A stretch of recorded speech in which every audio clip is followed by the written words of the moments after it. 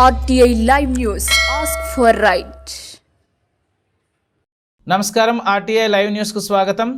కొమరంభీం జిల్లా పెంచికల్పేట్ మండల కేంద్రంలోని ఆయుతి వైన్ షాపులో ప్రభుత్వ నిబంధనలు పాటించకుండా ధరల బోర్డు పెట్టకుండా ప్రింట్ రేట్ కాకుండా అధిక ధరలకు మద్యం విక్రయిస్తున్నారు.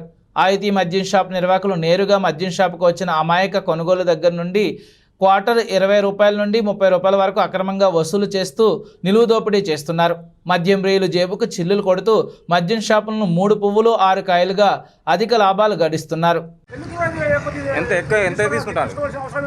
ఎంత ఇప్పుడు ఎంత తీసుకుంటారు? అంటే అడుగుతూనే ఇచ్చుడు లేకుంటే మాత్రం వేసుడేనా?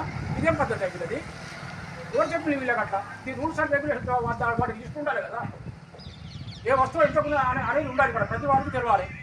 ఎవడన్నా గట్టోడు అడిగితేనే ఈ రకంగా, లేకుంటే సామాన్య వస్తువుల దగ్గర వీళ్ళు బలే దోచుకుంటారు వీళ్ళు. ఇప్పుడు మీ దగ్గర ఎంత తీసుకున్నాడు?